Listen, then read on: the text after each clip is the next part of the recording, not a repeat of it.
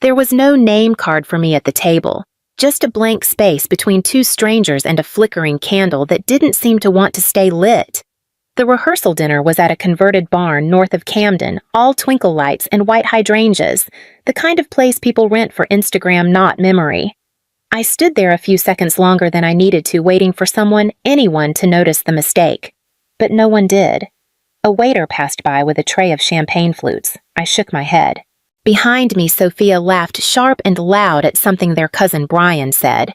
Michael stood next to her, nodding, smiling the way grooms are supposed to. Liam tugged gently on my sleeve.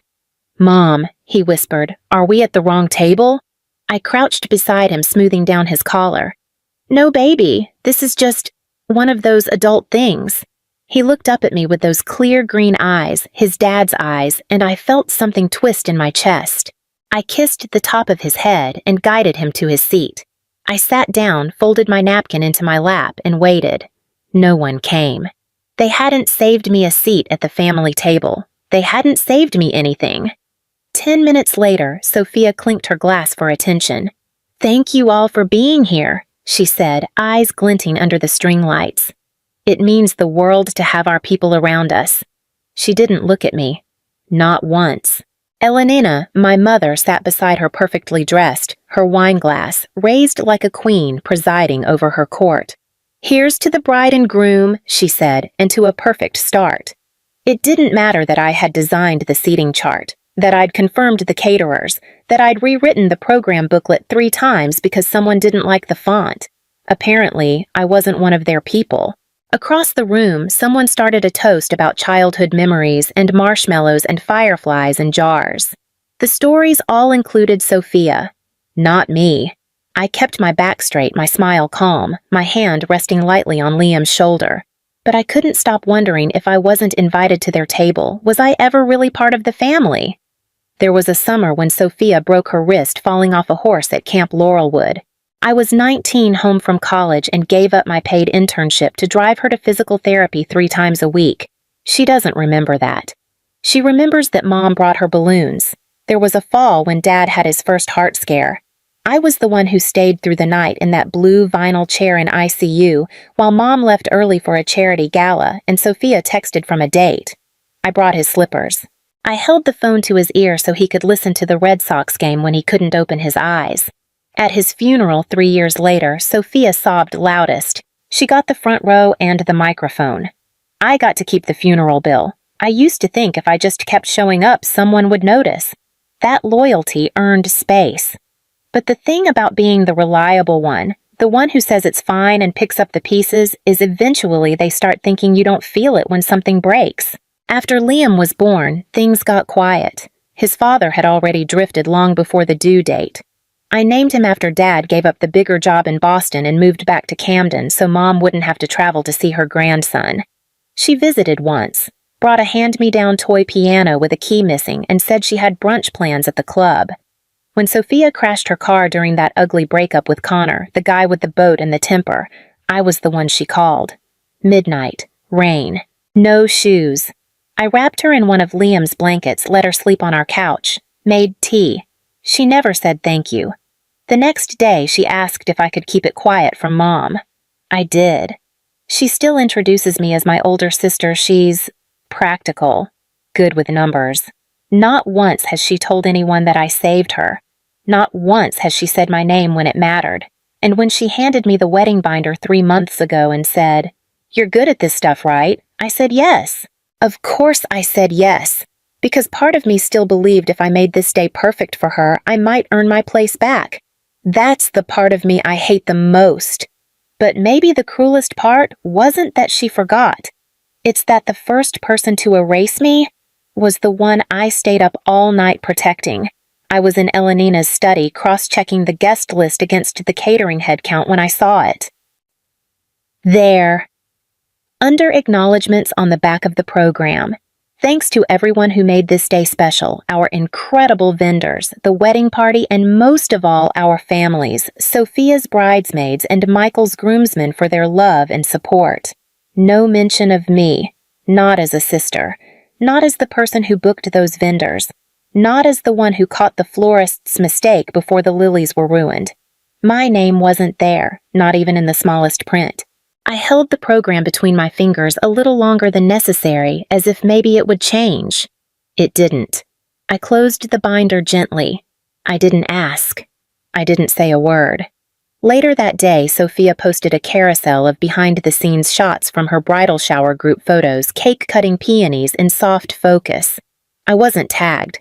I wasn't in any of them, even the one I remember standing in. I'd taken the picture for her, handed the phone to one of the caterers to get a wider shot. She'd cropped me out. It was around then that I noticed something else. The family group chat had gone quiet for me. Invitations sent without my name. Updates about fittings menus, music, all shared, all discussed, but I wasn't included. It wasn't a confrontation. It was quieter than that. A gentle push to the margins.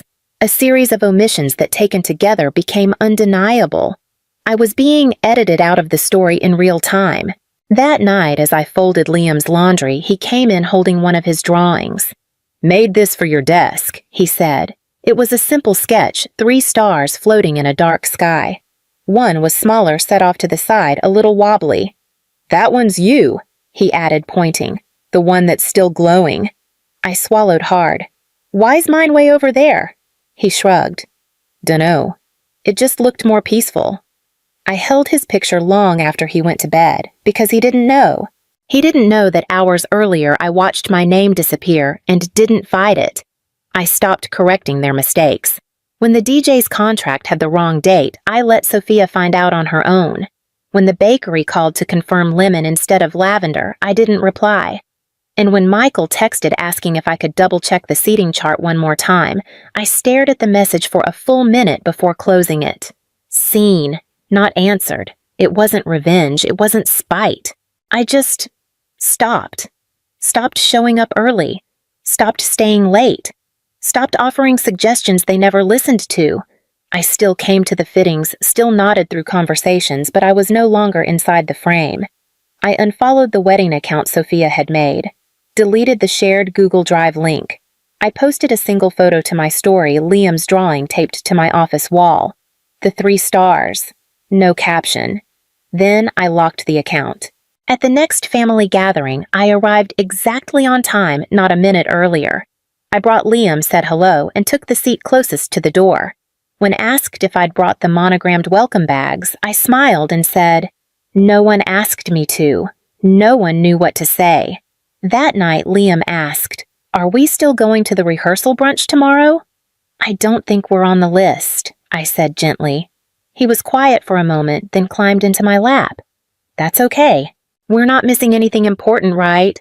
I pressed my lips to his temple. "Not a thing. In a family like mine, disappearance doesn't happen all at once. It's not a slammed door. It's a door left ajar, then slowly closed while no one's looking. No accusations. No goodbyes. Just a quiet subtraction. And in that silence, something finally settled inside me. Maybe I didn't belong at their table anymore. But I also didn't have to beg for a seat. The wedding was held at St. Thomas Episcopal Church just off Main Street, a building with white columns and stained glass that caught the afternoon light like something holy. Liam and I arrived early as instructed. I wore a pale blue dress, simple pressed, respectful. He held my hand in his little suit and tie and told me I looked beautiful.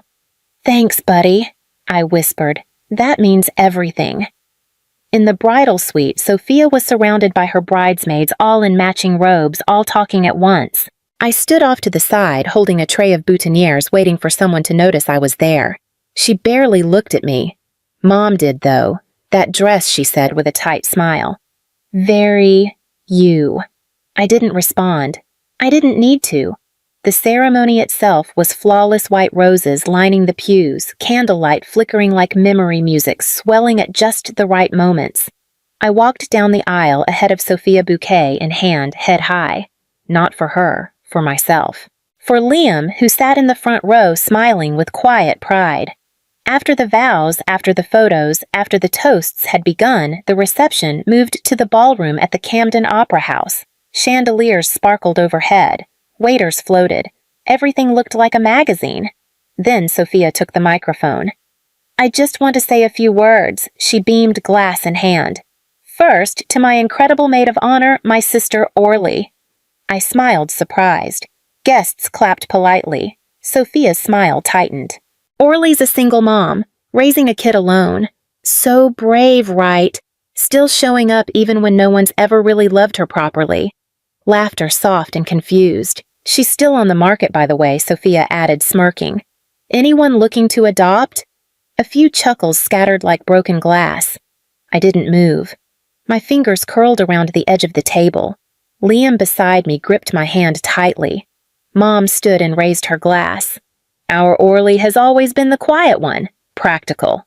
A little dull, maybe, but even secondhand goods can have value with the right packaging. More laughter now, louder. Something in me cracked, but I didn't show it. I stood up ready to walk out, not in shame, just to protect my son from hearing another word. Then I heard it, a chair scraping sharply across the floor. Michael. He stood at the head table, face flushed, jaw set, walked up to Sophia, took the microphone from her hand. I need to say something. Sophia laughed, nervous. Michael, what are you doing? He held up one hand. Let me finish. The room stilled. This day was supposed to be about love, about family. And yet, what I just heard was cruelty. Shallow. Vicious. And I won't be part of it. He turned to face the guests. Orly and I didn't meet last month.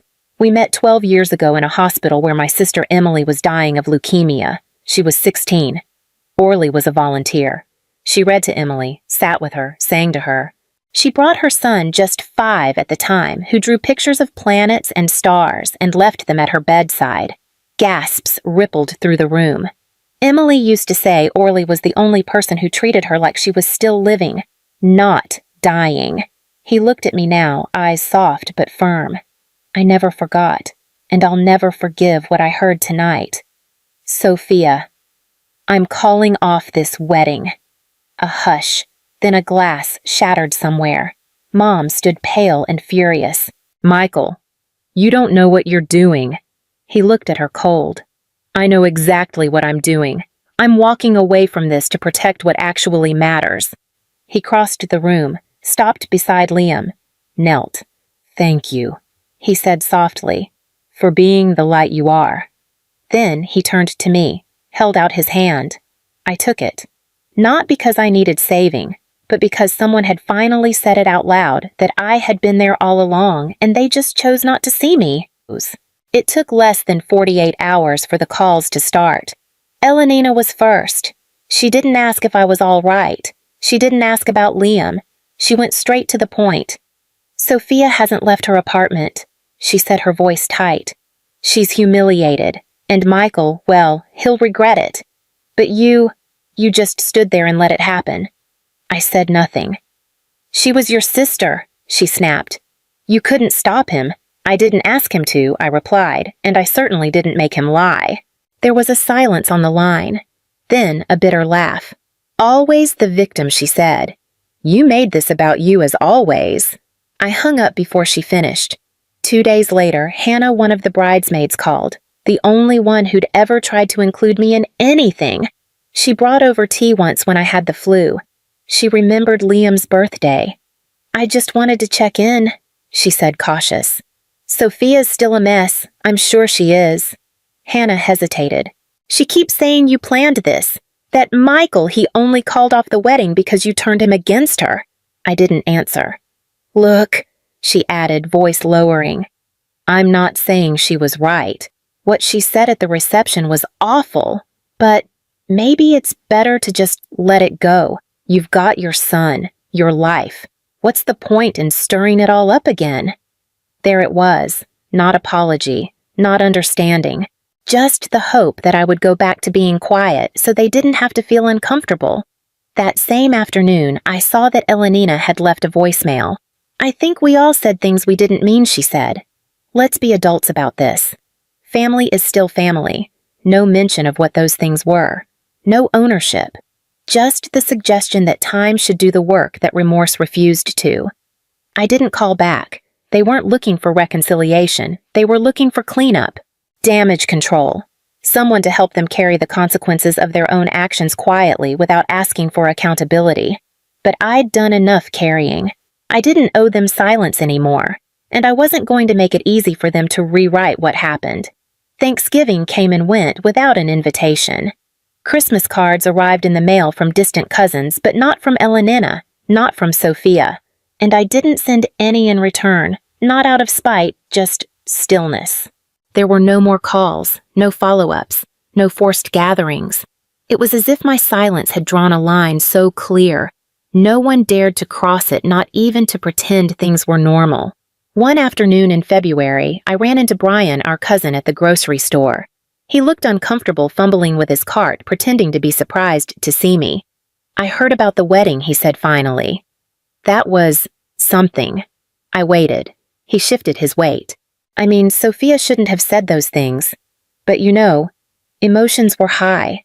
Family gets messy." I looked at him for a long moment before answering.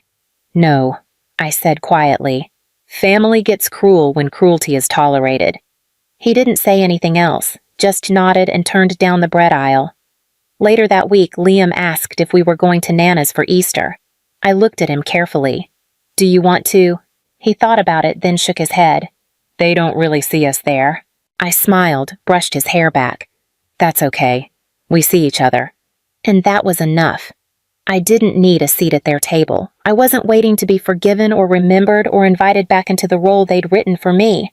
The next time someone brought up that night, I didn't explain. I didn't retell.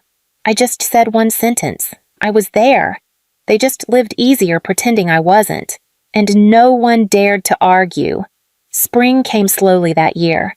The snow melted in patches, leaving behind damp earth and small, stubborn flowers.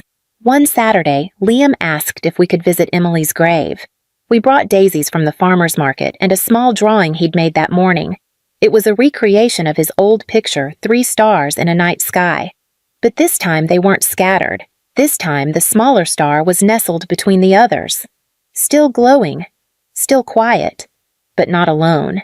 He knelt in the grass, smoothing the paper beside the headstone. "I think she'd like this one better," he said. Michael stood a few steps away, hands in his pockets, head bowed. He'd met us there like he always did when it mattered. Not to say something. Just to be. I didn't speak. I didn't need to. The breeze lifted the edge of the paper. The sun caught the corner of a laminated photo tucked behind the stone one I hadn't seen in years. It was me sitting in the hospital chair holding Emily's hand. Liam asleep on my lap. Someone had printed it, protected it in plastic. Tucked it there where memory doesn't fade. I didn't cry. I just stood a little longer than I had to. Then I placed one final thing beside the drawing, a folded page from Sophia's wedding program. My name had never been on it. Now it rested here where it mattered. Not to be remembered, just to remind them I had been part of the story all along. If you've ever been quietly erased, and chose not to explain why you stopped showing up, just leave one word they never gave you.